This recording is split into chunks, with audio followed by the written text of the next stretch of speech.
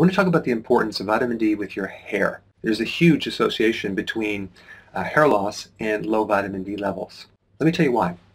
Because right beneath your skin, okay, so you can see your hair right here, but right beneath the skin, there's something called the follicle, and that's kind of part of the root. And on that root area, you have sebaceous glands, which produce an oil and like a waxy substance that goes into the hair that protects the hair. There's also antibacterial things in there, and it does a lot of other things. But both the sebaceous gland and the follicle, which is right deep in the skin, have vitamin D receptors, okay?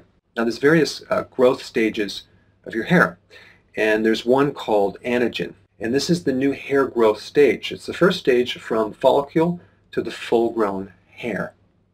And this stage is dependent on vitamin D. And so that follicle, that actually is an organ.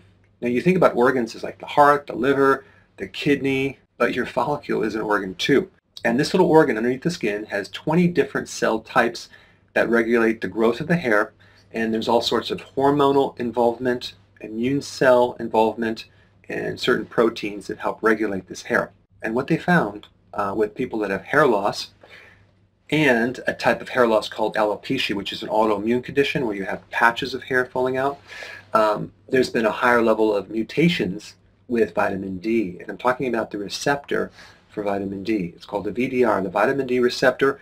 If you haven't seen my video on this, I put a link down below. But what happens with a certain percent of the population is they have this variant or this alteration in the vitamin D receptor, this mutation, that can actually also spread to your offspring as well.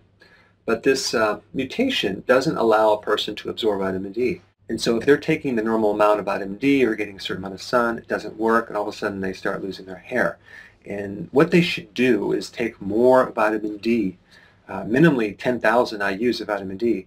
And in my video you'll see I also recommend biosalts, which can also activate the vitamin D receptor if there's a problem with this mutation. Anyway, the point about this video is to make people aware on the significance of vitamin D in relationship to your hair.